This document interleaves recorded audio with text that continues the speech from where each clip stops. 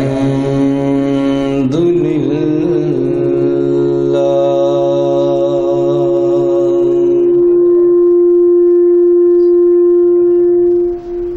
الحمد لله الكثير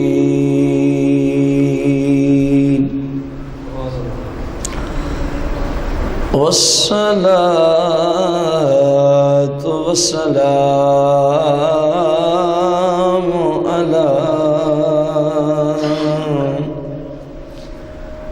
على سميع البصير وعلى آله وأصحابه وأزواجه وعلماء أهل السنة أجمعين. أما بعد فأعوذ بالله من الشيطان الرجيم. بسم الله الرحمن الرحيم. قال الله تبارك وتعالى في القرآن المجيد والفرقان الحميد. وكلا وعد الله الحسنى. آمنت بالله صدق الله العظيم. قال الله تبارك وتعالى في القرآن المجيد والفرقان الحميد. إن الله وملائكته يصلون على النبي يا أيها الذين آمنوا صلوا عليه وسلموا تسليما. درود و سلام. الصلاة والسلام عليك يا سيدي يا رسول الله. الصلاة والسلام عليك يا سيدي يا حبيب الله. الصلاة والسلام عليك يا سيدي يا شفيع المذنبين. الصلاة والسلام عليك يا سيدي يا رحمة للعالمين. الصلاة والسلام عليك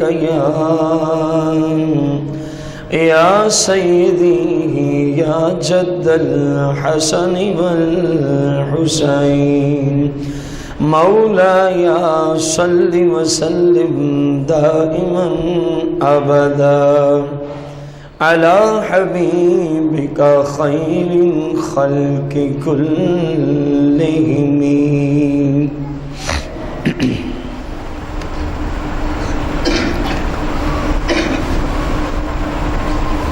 حمد و صلاۃ کے بعد سامعین محتشم، ہمارے آج کے جمعۃ المبارک کے خطبے کا جو موضوع ہے شان صحابہ و اہل بیت،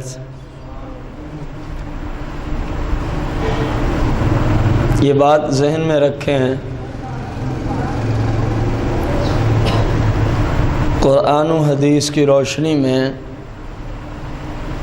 اگر کوئی شخص صحابہ کرام یا ان نفوس قدسیہ میں سے کسی ایک ہستی کے خلاف زبان درازی کرے تو ایسے شخص کا دور تک اسلام سے کوئی تعلق ہوتا۔ اسی طرح اس بات کو بھی یاد رکھیں کہ جو شخص سرکار دو عالم صلی اللہ علیہ وسلم کے اہل بیت میں سے کسی شخص کے ساتھ گستاخانہ پہلو سے نظریہ اور عقیدہ رکھے، ایسے شخص کا بھی دور تک اسلام کے ساتھ کوئی واسطہ اور تعلق۔ اس سلسلے کو ہم نے آج سے آپ کے سامنے رکھنے کی کوشش کی ہے۔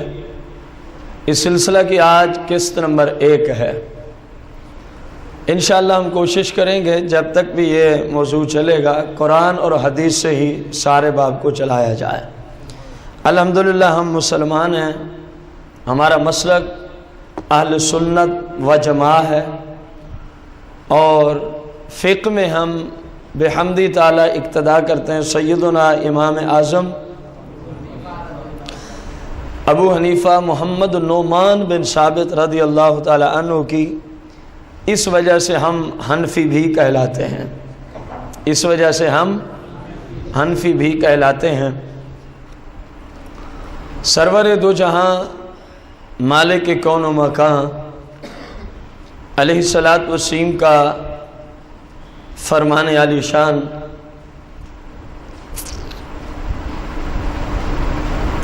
حضرت سیدنا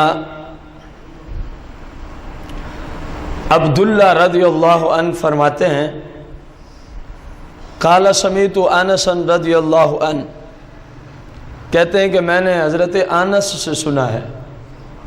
کن سے سنا ہے؟ حضرت عبداللہ نے حضرت انس سے، اور حضرت انس رسول اللہ سے سننے والے ہیں، رسول اللہ سے۔ عن النبی صلی اللہ علیہ وسلم قال، سرکار علیہ السلام نے ارشاد فرمایا، آیت الایمان حب الانصار، فرمایا ایمان کی یہ نشانی ہے، علامت ہے، حب الانصار، بندہ صحابہ کرام میں سے جو انصار صحابہ ہیں بندہ ان سے محبت رکھتا ہو، ان سے کیا رکھتا ہو؟ وآیت النفاق بغض الانصار، فرمایا منافق بندے کی علامت یہ ہے کہ وہ میرے صحابہ سے بغض رکھتا ہوگا۔ میرے صحابہ سے کیا رکھتا ہوگا؟ آپ اندازہ لگائیں اس پہلی حدیث مبارکہ سے کہ سرور دو جہاں علیہ الصلاۃ والتسلیم نے اپنی امت کو ایمان کے تقاضوں کے اعتبار سے 2 جملوں میں سمجھا دیا ہے۔ اگر ایمان والا تلاش کرنا ہے تو دیکھ لیا کرو، اگر تو وہ میرے صحابہ سے محبت کرنے والا ہے تو سمجھ لینا یہ مسلمان ہے، سمجھ لینا یہ کیا ہے۔ اور پھر فرمایا وآیت النفاق کی بغض الانصار، اور اگر وہ میرے صحابہ سے محبت والا پہلو رکھتا بلکہ کسی اور انداز سے صحابہ کو یاد کرتا ہے تو فرمایا پھر یہ بھی ذہن میں رکھ لینا کہ ایسا شخص منافق ہوتا ہے، اسلام سے اس کا کوئی واسطہ۔ اس حدیث کو روایت کیا ہے امام بخاری نے، محمد بن اسماعیل رضی اللہ عنہ نے صحیح بخاری میں کتاب الایمان میں حدیث کا نمبر 17 ہے اور صفحہ نمبر 3 ہے بخاری کا۔ اب اس حدیث نے کس قدر مسلمانوں کو وضاحت کے ساتھ بتا دیا ہے کہ مسلمان کے لیے ضروری ہے کہ وہ سرور دو جہاں مالک کون و مکان صلی اللہ علیہ وسلم کے صحابہ سے کیا رکھتا ہوگا۔ کم از کم آج آپ کو کچھ نہ کچھ ہمت کرنی ہوگی بولنے کی دنیا میں، چپ نہیں رہنا، میں حیران ہوتا ہوں ان لوگوں پر جو کذاب ہیں، جو کیا ہیں، جن کا مسلک جھوٹا، جن کے مسلک کی ٹوٹل تبلیغ جھوٹ اور کذب پر مبنی ہے، جن کے مسلک میں ٹوٹل گند ہے، کبھی صحابہ کی شان میں گستاخیاں، تو کبھی اہل بیت اطہار کی شان میں گستاخیاں، تو کبھی انبیاء کی شان میں، نہ جانے وہ گستاخوں کے بھی اتنے بولتے ہیں کہ سننے والا حیران رہ جاتا ہے۔ اور پتہ نہیں ہمیں کیا ہے، ہم مسلمان اور غلام ہونے کے ناطے سے جب ان نفوس قدسیہ کے نام پہ کوئی جملہ بولنا پڑے تو ہمیں شرم آ جاتی ہے۔ پتہ نہیں وجہ کیا ہے، پتہ نہیں وجہ۔ وہ گستاخ گروہ، خواہ وہ کوئی بھی ہو، جو بھی گستاخی کرے ہماری مراد وہ ہے، ہماری مراد خواہ وہ کوئی ہو، خواہ وہ ہمارا باپ بھی ہو، تو اسلام کا فتویٰ اس پہ بھی اسی طرح لاگو ہوگا جس طرح غیر پہ لاگو ہوتا ہے، کیونکہ اسلام میں کسی کی رعایت چلتی۔ تو اب رسول اللہ صلی اللہ علیہ وسلم نے اصول کیا دیا ہے کہ جو مومن ہوگا وہ میرے صحابہ سے کیا کرتا ہوگا، بلند آواز سے، اور جو صحابہ سے محبت والا عقیدہ نہ رکھتا ہو، فرمایا میں تمہیں کہہ کے جا رہا ہوں کہ وہ شخص منافق ہوگا، اور جو منافق ہو اس کا اسلام سے کوئی واسطہ نہیں۔ غور کرنا بڑا اہم ترین موضوع ہے، کیونکہ آج کل حق اور باطل کو لوگوں نے یوں ملا دیا ہے کہ عام بندہ تو فرق ہی نہیں کر سکتا کہ حق پرست کون ہے اور باطل پرست کون ہے۔ اور اس کی مین وجہ اور سبب یہ ہے کہ مسلمانوں نے علماء حقہ کے پاس آنا جانا چھوڑ دیا ہے، علماء حقہ کے پاس آنا جانا، ظاہر ہے انہی سے ہمیں پتہ چلنا تھا اسلام کی حقانیت کیا ہے۔ جب ہم ان کے پاس ہی نہیں جائیں گے تو ہمیں کہاں سے علم حاصل ہوگا؟ کوئی بات سمجھ میں آئی کہ نہ آئی؟ ان کے ہاں سارے ہی ٹھیک ہے، کوئی صحابہ کو کافر کہے، ان کے ہاں وہ سب سے بڑا مسلمان ہوتا ہے۔ مین وجہ کیا ہے؟ یہ اسلام سے دور ہو گئے، علماء حقہ کی صحبت سے دور چلے گئے، ان کو دین سیکھنے کے لیے فرصت نہیں، باقی کائنات کے ہر کام کے لیے ان کے پاس ٹائم ہے۔ کنجریاں ناچ رہی ہوں تو ساری رات شیطان ان کو کان سے پکڑ کے بٹھائے گا، بیٹھے رہیں گے، اپنے پیسے کو پانی کی طرح بہا دیں گے۔ فلم ڈرامے پہ شیطان ان کے کانوں سے پکڑ کے ان کو 2-2 3-3 گھنٹے بٹھا دے گا میڈیا پہ، یہ بیٹھا ہوا، اس کو یہ بھی پرواہ نہیں کہ ادھر عشاء کی اذان ہو چکی ہے، یہ فلاں نماز کا ٹائم ہوا ہے۔ ان کو تکلیف ہوتی ہے تو اس وقت ہوتی ہے جب رسول اللہ کی شریعت سیکھنے کی باری آتی ہے، ان کے پاس پھر ٹائم نہیں ہوتا۔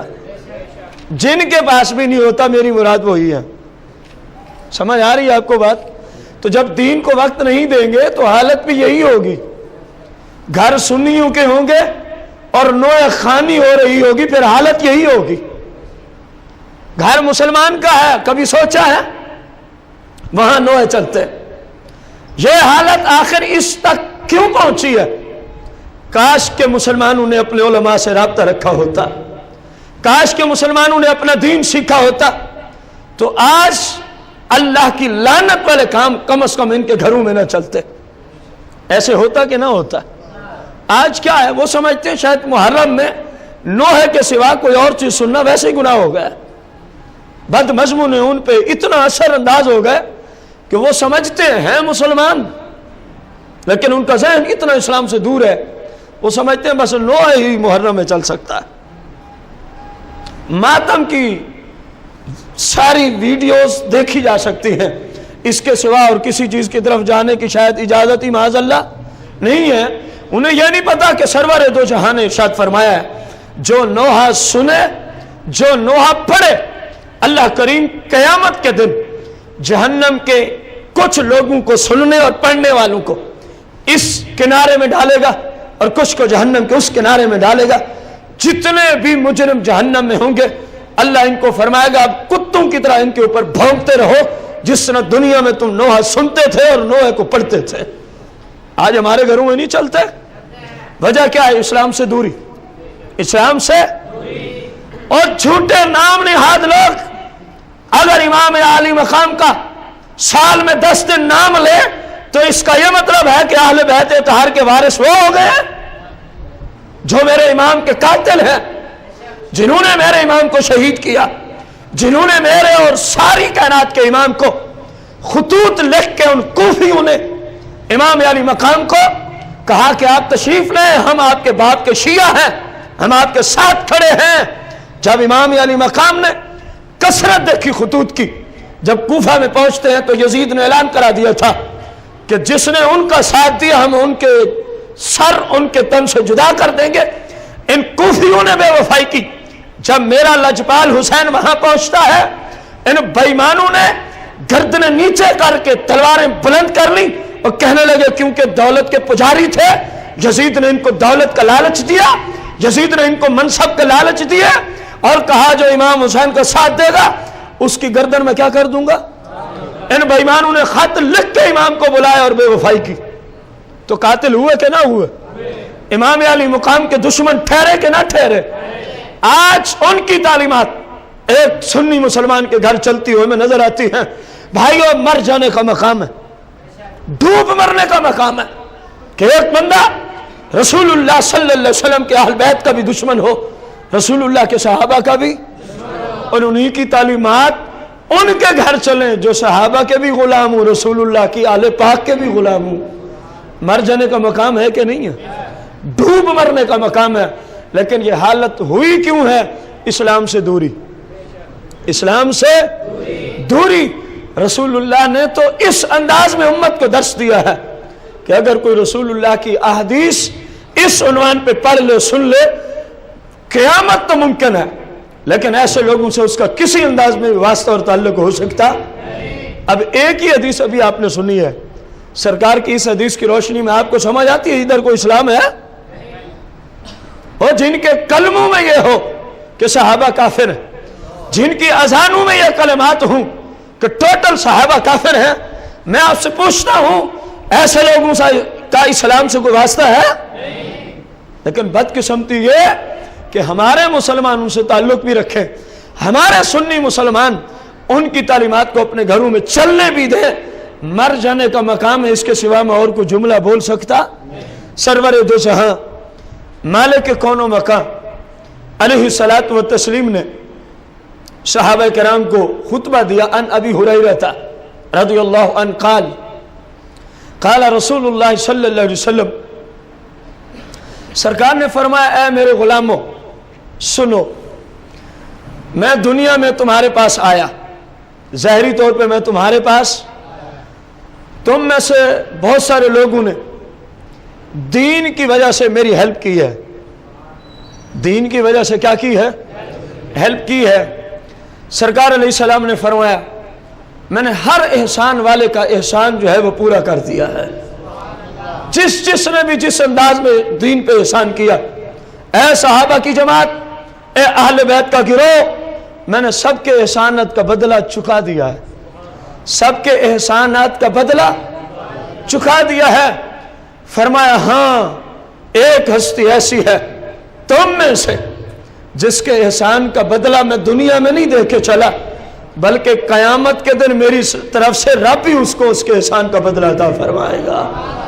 اب دیکھو کتنی بڑی شان ہے، تمام اہل بیت کو خطبہ دیا جا رہا ہے، ازواج کو خطبہ دیا جا رہا ہے، آل پاک کو خطبہ دیا جا رہا ہے، اصحاب کو خطبہ دیا جا رہا ہے کہ سنو بڑے بڑے احسانات تم نے دین اسلام پہ کیے ہیں، لیکن میں نے سب کے احسان کا بدلہ چکا دیا ہے، دے دیا ہے۔ فرمایا تم میں سے ایک ہستی ایسی ہے جس کے احسانات اتنے ہیں کہ میں دنیا میں دے کے نہیں چلا، بلکہ قیامت کے دن میری طرف سے میرا رب اس کے احسانات کا بدلہ عطا فرمائے گا۔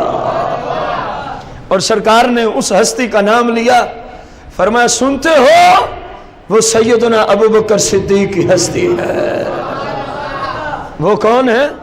سیدنا ابو بکر صدیق رضی اللہ تعالی عنہ، خلیفہ اول بلا فصل، امیر المومنین، امام المتقین، امام المشارق والمغارب، جس ہستی کو مالک کائنات نے انبیاء اور رسول کے بعد اولین و آخرین تک ہر حیثیت سے، خواہ وہ من حیث الظاہر ہو یا من حیث الباطن ہو، ظاہری حیثیت سے بھی باطنی حیثیت سے بھی اللہ کریم نے اگر انبیاء کے بعد کسی ہستی کو شان سے نوازا ہے، کسی کو فضیلت اور رتبہ عطا فرمایا ہے، تو اس ہستی کو سیدنا ابو بکر صدیق کے نام سے اسلام جانتا ہے۔ سرور دو جہاں علیہ السلام نے فرمایا میں نے سب کے احسانات کا بدلہ اٹھا دیا ہے، چکا دیا ہے۔ فرمایا ابو بکر تیرے احسانات اتنے ہیں دنیا میں نہیں اتر سکتے، قیامت کے دن میرا رب تیرے احسانات کا بدلہ عطا فرمائے گا۔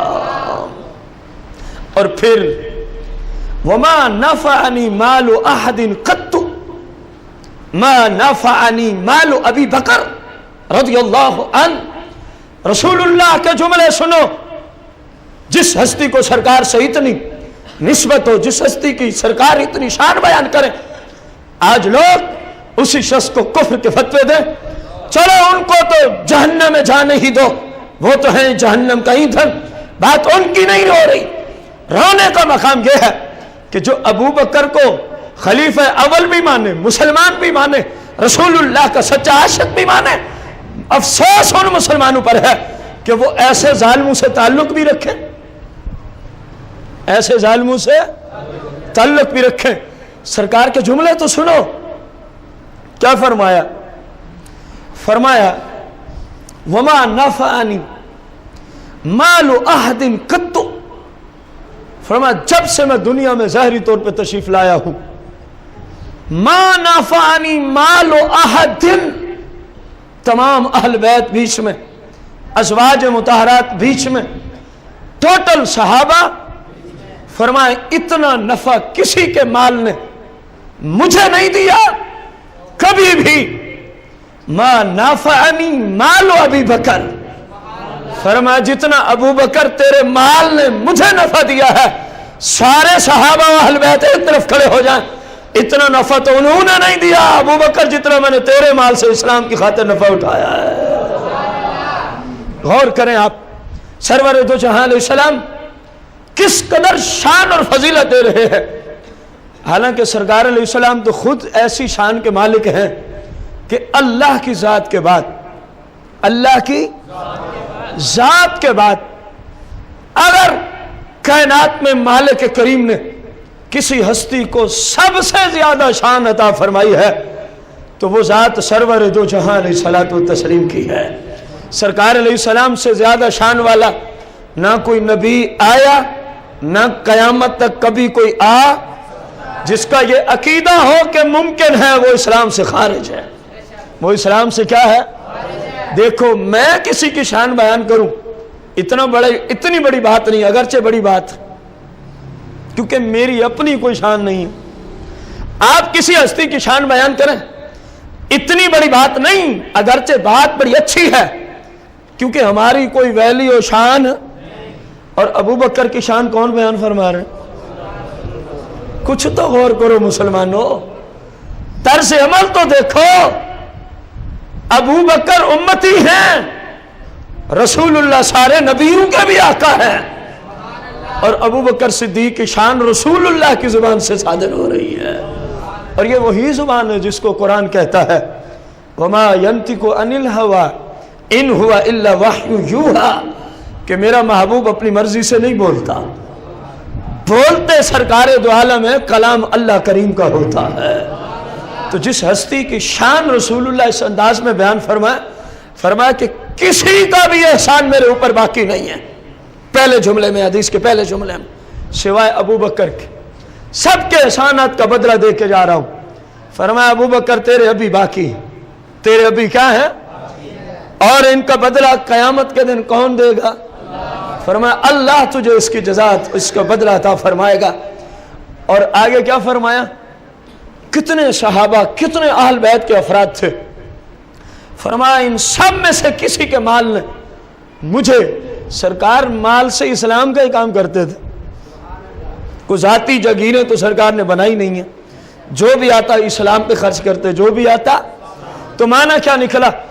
ابو بکر کے مال سے جتنا دین اسلام کا میں نے کام لیا ہے اور کسی کے مال سے اتنا کام میں نے نہیں لیا۔ رسول کریم رؤوف الرحیم علیہ الصلاۃ والتسلیم نے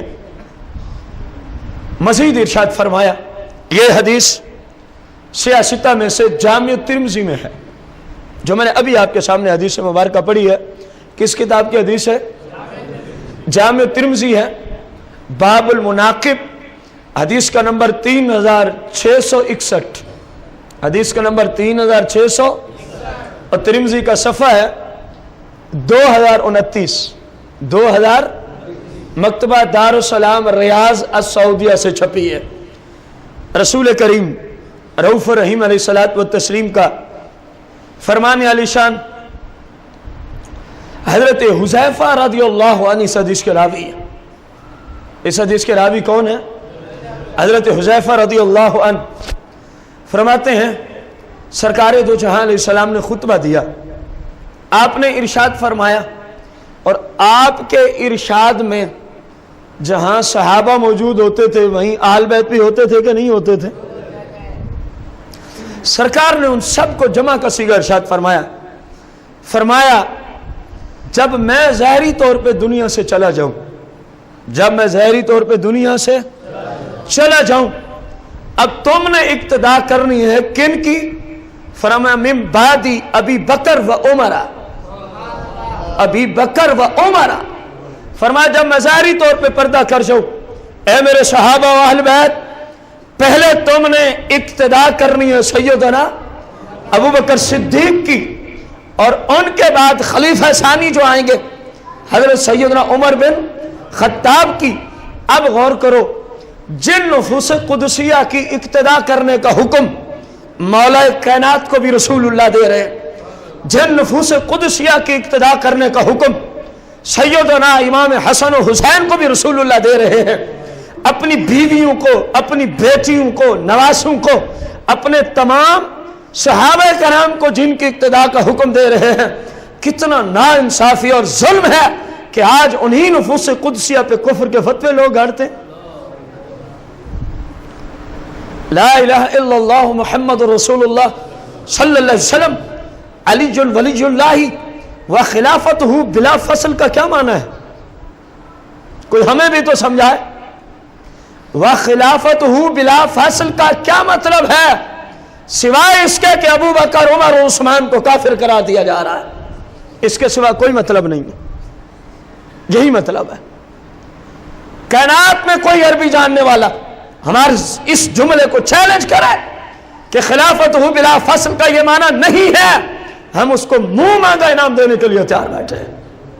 इसका यही मतलब है, क्योंकि उनकी कुतुब में भी लिखा हुआ है कि सरकार के बाद तरतीब के लिहाज से पहला खलीफा अबू बकर है, दूसरा उमर है, तीसरे, लेकिन वो कलमे में कहते हैं अलीजुल वलीयुल्लाह व खिलाफतहु बिला, कि पहला खलीफा अली है।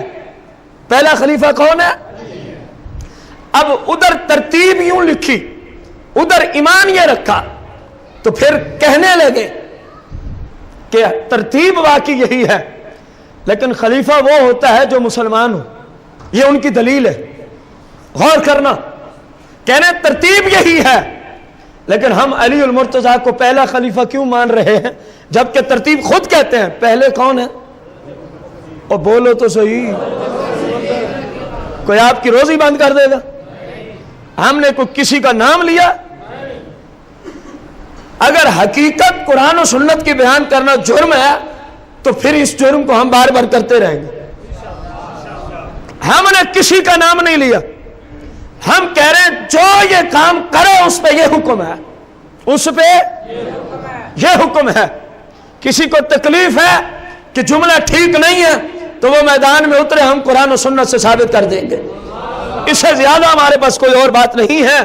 गौर करो, तरतीब मानी है लेकिन खलीफा कहा, वजह क्या है? कहने लगे कि हमारे नजदीक खलीफा वो होता है माज़अल्लाह जो क्या हो, और फिर लिखा ये तीनों क्योंकि मुसलमान नहीं है, इसलिए हमने कहा पहला खलीफा अली उल मुर्तजा है। इसलिए हमने कहा पहला खलीफा। किसी जज साहब को भी अगर जरूरत हो तो हम इनकी ईरान से छपी हुई किताबें आपके सामने पेश कर देंगे। मुमकिन है किसी जज साहब को तकलीफ हो, मुमकिनात में से। तो जब किसी के पास हवाला होना تو جج کی ضرورت بھی نہیں ہوتی کہ اس کو ہاتھ کڑی لگانے کا حکم کرے. کیوں؟ جن گستاخوں نے اپنی کتابوں میں ابو بکر، عمر، عثمان اور بلکہ سارے صحابہ کو کافر لکھا ہے، جج کا انصاف اس طرف نہیں جاتا، جائے گا اس طرف جو ان کی گستاخیاں مسلمانوں کے سامنے رکھے. اس وجہ سے وہ کہتے ہیں، کلمے میں اعلان کر رہے ہیں، اذان میں اعلان کر رہے ہیں کہ ہمارے نزدیک ابو بکر، عمر اور عثمان معاذ اللہ مسلمان.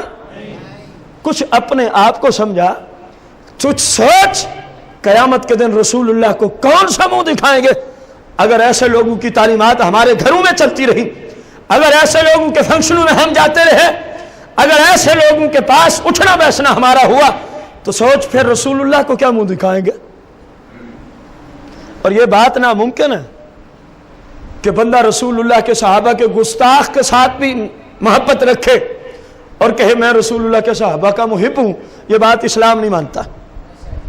وہ بندہ اپنے اس عقیدے میں جھوٹا ہے. اگر ہمارے والدین کو کوئی گالی دے دے، آپ اس سے محبت کریں گے نا؟ اور کھربوں والدین ہوں، ابو بکر صدیق رضی اللہ عنہ کے مبارک جوتے کے نیچے کی جو خاک ہے نا، اس خاک کے بندہ قربان کر دے. اپنے باپ کی باری ہے تو ان کو سمجھ آتی ہے میرا دشمن ہے، اور شہنشاہ صداقت کی باری ہے تو چپ ہے، بلکہ الٹا ان گستاخوں کی تعلیمات ان کے گھروں میں چلتی ہیں. کتنے گھر آپ کو گنوا دوں جن کے گھروں میں نو اور ماتم کا سسٹم ہے؟ کتنے سنیوں کے گھر آپ کو گنوا دوں جن کی مائیں بہنیں صرف جاتی نہیں، معاذ اللہ گھوڑے سے بیٹے مانگتی رہتی ہیں. خود علی المرتضیٰ سے تو پوچھ، جب کبھی منت ماننی ہو تو طریقہ کیا ہے؟ جس علی کے نام پہ یہ تمہارا ایمان لوٹتے ہیں، مولا کائنات سے پوچھو، سیدہ فاطمہ الزہرا سے پوچھو، اگر کبھی منت ماننے کا موقع آ جائے تو طریقہ کیا ہے؟ امام حسن اور امام حسین رضی اللہ عنہما دونوں شہزادے بیمار ہو گئے. دونوں شہزادے مولا کائنات اور خاتون فردوس سلام اللہ علیہا، ان دونوں نے اللہ کی جناب میں عرض کی، مالک، تیسری ان کی نوکرانی دائی فدہ، مالک اگر تو ان شہزادوں کو صحت عطا فرما دے گا تو ہم تیری رضا کی خاطر منت مانتے ہیں 3 روزے رکھیں گے. اسی علی سے ہی پوچھ رہے منت کا طریقہ کیا ہے. اگر تجھے نبی علیہ السلام کا طریقہ پسند نہیں تو علی کے طریقے پہ آ. خدا کی قسم ہے علی کا ایک کام بھی رسول اللہ کی سنت کے خلاف نہیں ہے. پوری زندگی صحابہ و اہل بیت نے سرور دو جہاں کی سنت کے مطابق گزاری ہے. تو کسی ایک ہستی کے طریقے پہ آ جا، حقیقت میں رسول اللہ کا طریقہ ہی ہوگا. حقیقت میں مولا کائنات کو منت ماننے کی ضرورت جب پیش آتی ہے تو آپ فرماتے مالک میں تیری رضا کی خاطر کیا رکھوں گا. اور کس قدر لوگ اسلام سے دور ہو گئے، کس قدر لوگ قرآن سے دور ہو گئے، کس قدر لوگ احادیث طیبہ سے دور ہو گئے. دعویٰ ہے ہم سنی ہیں اور منتے مانتے ہیں ان لوگوں کے گھوڑے کے پاس جا کے، اگر گھوڑا مجھے بیٹا دے دے گا تو میں اپنے بیٹے کو پتہ نہیں کیا کا بکواسات کی جاتی ہے اس گھوڑے سے نیچے سے گزاروں گی. کوئی کہتی ہے اپنے بیٹے کو امام حسین کا منگتا بناؤں گی، بھلے جو امام حسین تیرے اور تیرے بیٹے پہ لعنت ہی بھیجے. کوئی بات سمجھ آ رہی ہے؟ رسول اللہ سے پوچھو یہ منت کا طریقہ اسلام کے مطابق حرام ہے کہ نہیں ہے؟ اور جس گھوڑے پہ سارا سال بھنگی، چرسی، شرابی، زانی، کبابی سوار ہوتے ہیں، جس گھوڑے کو بعض مقامات پہ شراب پلا کے میدان میں لے آتے ہیں، وہ گھوڑا تمہیں بیٹے دے گا؟ برکت لینے گئے ہیں جی گھوڑے سے. ایک مسلم کے گھر قرآن جیسی مقدس کتاب موجود ہو اور قرآن کی برکت کیا تھوڑی ہے کہ گھوڑوں سے برکت لینے گئے ہوئے ہو. کچھ شرم و حیا کرو. سوچو قیامت کے دن اللہ کو کیا جواب دو گے. آخر مالک نے پوچھنا ہے کہ نہیں پوچھنا؟ یہ کس صحابی کا طریقہ؟ یہ کس حدیث میں آیا کہ گھوڑے کے پاس جا کے منتیں مانو؟ میرے بھائی منت وہ ہوتی ہے جس میں کہا جائے مالک یہ کام ہو جائے اتنے رکعت نفل پڑھوں گا، یہ کام ہو جائے اتنے روزے رکھوں گا، میرا یہ کام ہو جائے تو میں اتنا مال تیری رضا کے لیے فلاں غریب کو دے دوں گا۔ منت ماننی ہے تو یہ طریقہ ہے۔ ہاں اگر تجھے بہت زیادہ امام علی مقام سے محبت ہے تو جس مقصد کے لیے میرے امام نے اتنی بڑی قربانی دی ہے اس مقصد پہ اپنی زندگی کو ڈالنا ذرا۔ کیا کیا رونا روئے ہم۔ میرا آپ سے سوال ہے، یزید کے محل میں، یزید کے لڑکیاں ناچتی تھی کہ نہیں؟ میں کہہ رہا ہوں وہ دل دادا تھا اس بات کا، لڑکیوں کو بلا کے نچواتا تھا، گانے باجے۔ اب شرم کے مارے بہت سارے لوگوں کو ابھی سے سمجھ آنا شروع ہو گئی ہے، وہ بولنا چپ کر گئے ہیں۔ اور میرے بھائی اس معاملے میں شرم کی ضرورت نہیں، اس معاملے میں ضرورت ہے اگر غلطی ہو گئی ہے تو اللہ سے توبہ کر لی جائے۔ اللہ سے کیا کر لی جائے؟ کنجریوں کو نچوانا کس کا کام ہے؟ میرے امام نے فرمایا پورا قبیلہ دے دوں گا، ایسے شخص کو اپنا حاکم نہیں مانوں گا جس کے گھر میں عورتیں ناچے۔ فرمایا وہ ہمارا حاکم۔ چلو ایک اور جہت سے کلام کر دوں، یزید اس بات پہ اصرار کر رہا ہے میں حاکم وقت ہوں، میں کیا ہوں؟ اب اسے اپنی حاکمیت منوانے کے لیے کچھ نفوس قدسیہ کے ووٹ درکار تھے، اور کسی کی حمایت کرنا یہی ووٹ ہوتا ہے۔ کچھ جملہ کسی اور انداز میں بولنا چاہ رہا ہوں۔ اس بے ایمان کو اس وقت تک عام لوگ اپنا حاکم نہیں مانتے تھے جب تک عبداللہ بن زبیر جیسی ہستیاں، جب تک عبداللہ بن عمر جیسی ہستیاں، جب تک امام حسین جیسی ہستیاں اس کی حمایت کا اعلان نہ کرتے کہ ٹھیک ہے یہ حاکم ہے، اس وقت تک اس کو عام لوگ اپنا حاکم۔ اب وہ ایک ہی بندے پہ کیوں مجبور کر رہا؟ لاکھوں دنیا اور تھی، ان کے ووٹ کم تھے، لیکن اس کو پتا ہے اصلی ووٹ ادھر سے ہے جو مدینے کے رہائشی ہیں، صحابہ و اہل بیت۔ صحابہ نے بھی اس کی بیعت سے انکار کر دیا، اور امام علی مقام نے بھی۔ دلیل کیا رکھی ہے کہ تو بت کو سجدے کرتا؟ نہیں۔ دلیل کیا رکھی ہے تجھے ووٹ نہیں دیں گے تو حاکم نہیں ہو سکتا؟ کیا دلیل رکھی ہے تو مشرک ہے؟ نہیں۔ امام نے فرمایا تیرے اندر کرتوت وہ ہے جو میرے نانے کی شریعت کے خلاف ہے، جو میرے نانے کی شریعت کے، کیونکہ تو لڑکیوں کو نچواتا ہے، نانے نے اس کو حرام قرار دیا ہے۔ تو کتے اور ریچھ لڑا کے لطف اندوز ہوتا ہے، نانے کی شریعت میں یہ حرام ہے۔ جانوروں کو آپس میں لڑانا کیا ہے؟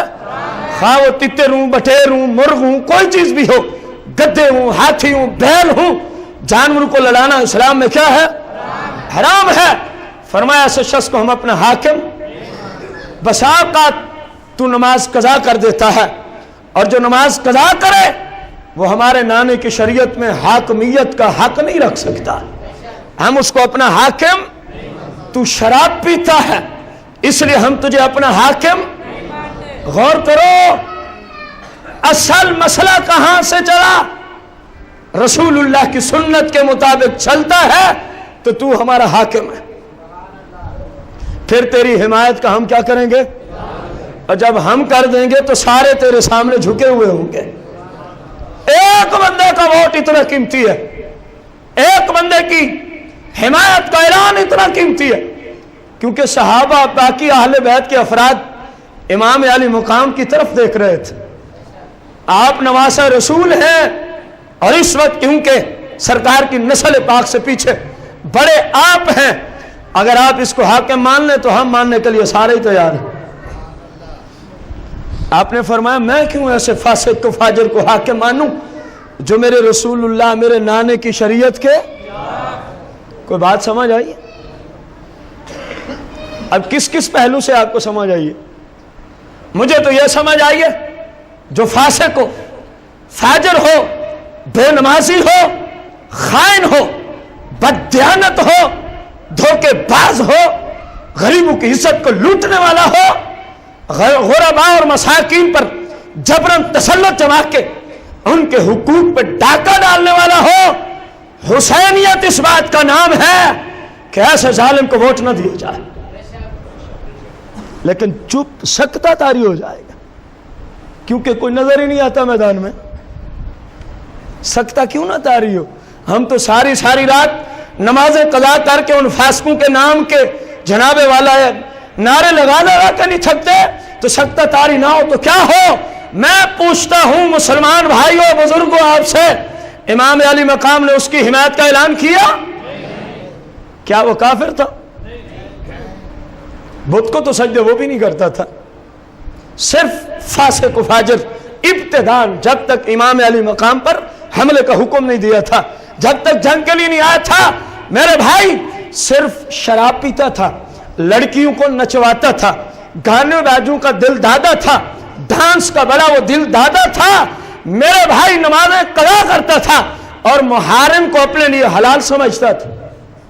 مثلا پھپھو، خالہ، ماں، ساس، بیٹی، بھتیجی، بھانجی، ان سے نکاح نہیں ہو سکتا شرن۔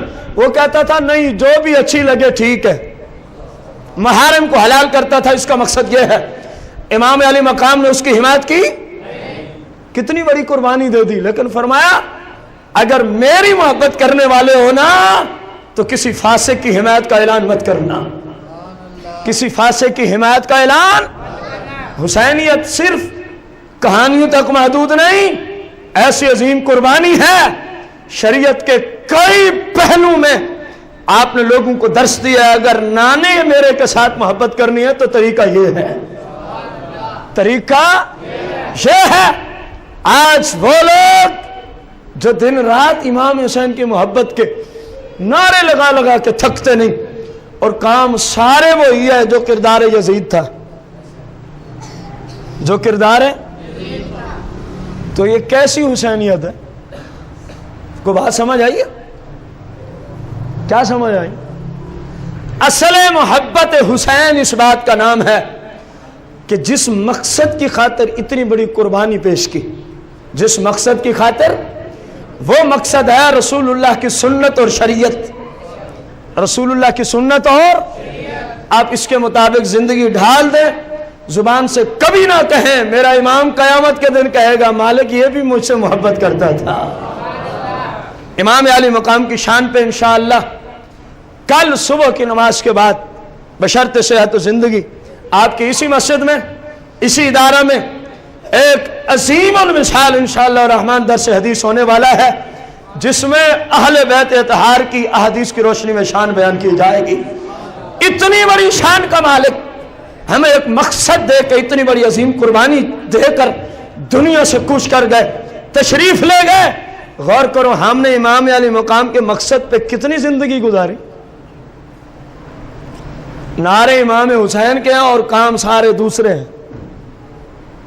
جس میں ہے وہ اپنے آپ کو سمجھائے کہ میں کیا کر رہا ہوں، میں کیا کر رہا ہوں۔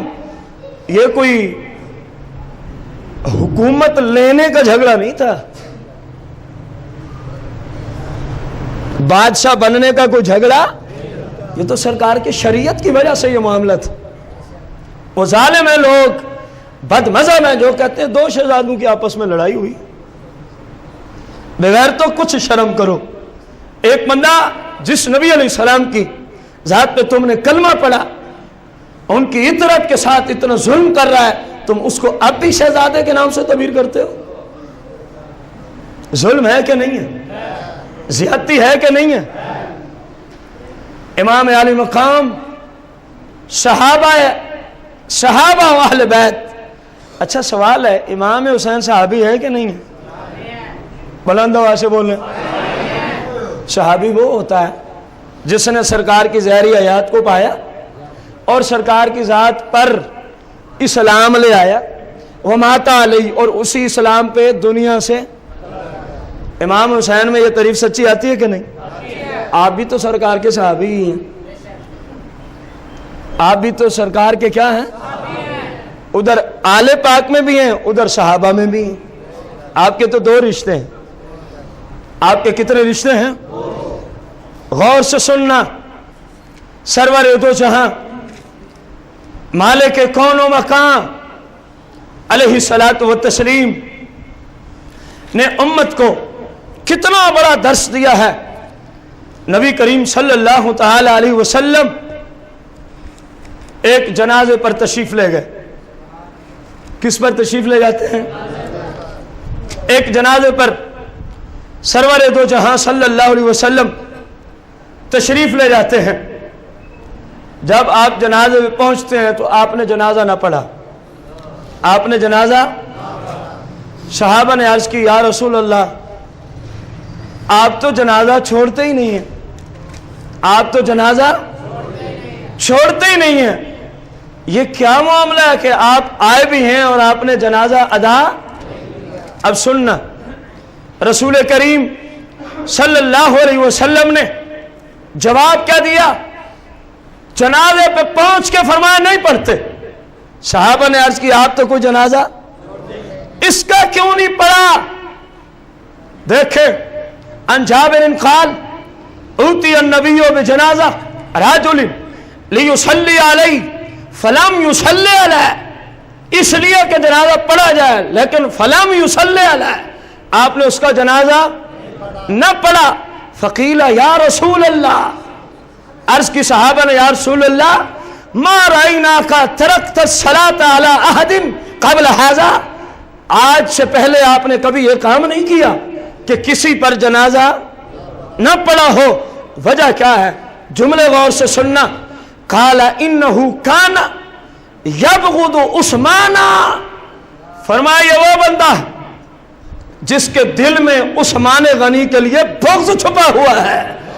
فرمایا میں ایسے پلیت کا جنازہ نہیں پڑھتا، میں ایسے پلیت کا، یہ نہیں فرمایا کہ یہ میرے عثمان کو کافر کہتا، فرمایا فقط عثمان سے کیا رکھتا ہے، فرمایا میں اس کا جنازہ نہیں پڑھتا۔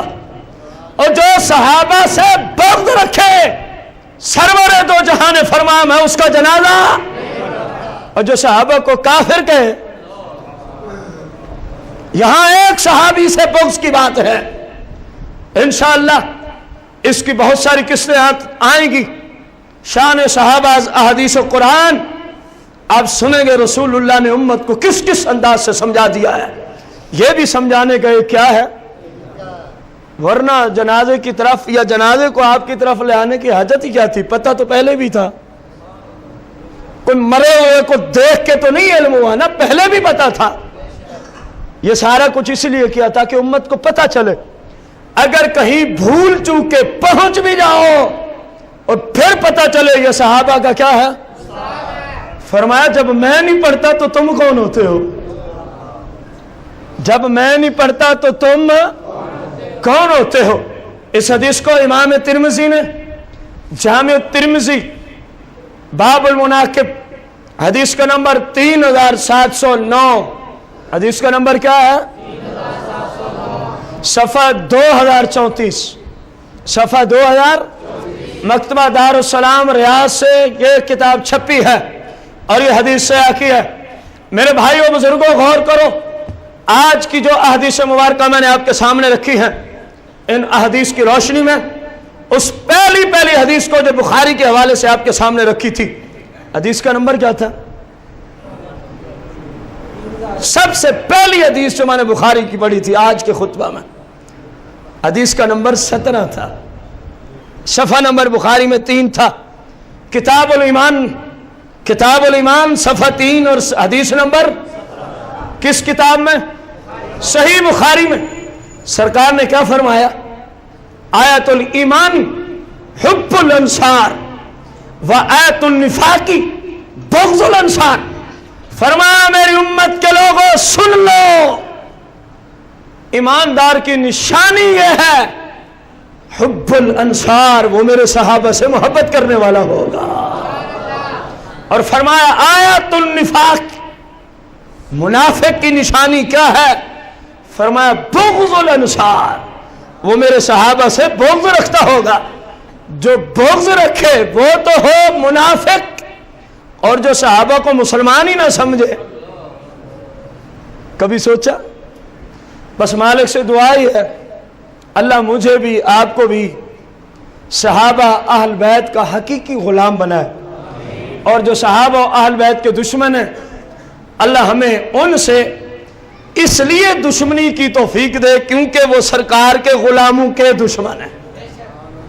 سرکار کی حدیث ہے نا، انشاءاللہ اگلی قسط میں آئے گی، فرمایا صحابہ سے محبت بھی کرنی ہے نا تو فرمایا میری وجہ سے کرنا۔ دیکھو نا کتنے صحابہ ہیں، کچھ کے والد اسلام نہیں لائے ہم ان سے محبت، کچھ کے بیٹے اسلام نہیں لائے ہم ان سے محبت، تو جن سے کرتے ہیں کیوں؟ کیونکہ وہ سرکار کے غلام ہیں، وہ سرکار کے کیا ہیں؟ سرکار نے فرمایا میرے صحابہ و اہل بیت میں سے جس شخص سے تم نے محبت کرنی ہے سب سے کرنی ہے، لیکن کرنی کیوں ہے؟ فرمایا میری محبت کی وجہ سے، پہلے میری محبت ہوگی پھر صحابہ و اہل بیت کی محبت نصیب ہوگی۔ اور فرمایا جو ان سے بغض رکھتا ہے حقیقت میں وہ پہلے مجھ سے بغض رکھتا ہے پھر میرے صحابہ سے بغض رکھتا ہے، پھر میرے صحابہ سے کیا رکھتا ہے؟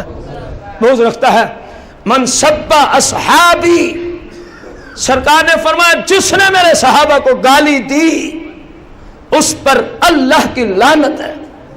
بلند آواز سے حدیث کا ترجمہ کریں گے، جو صحابہ کو گالی دے اس پر اللہ کی لعنت ہے۔ جن کو سرکار کی زبان پہ اعتماد ہے کم از کم وہی بولیں، جو صحابہ کو گالیاں دے ان پہ اللہ کی لعنت۔ تو اللہ جن پہ لعنت کرے ان کے کسی عمل کے مقبول ہونے کی امید کی جا سکتی ہے؟ ورنہ شیطان ان سے بڑا عبادت گزار ہے۔ اللہ نے لعنت کر دی، معاملہ ختم، معاملہ۔ اللہ کریم سے دعا ہے اللہ کریم ہمیں دین اسلام کا صحیح فہم عطا فرمائے، آمین بجاہ النبی الکریم علیہ الصلوۃ والتسلیم۔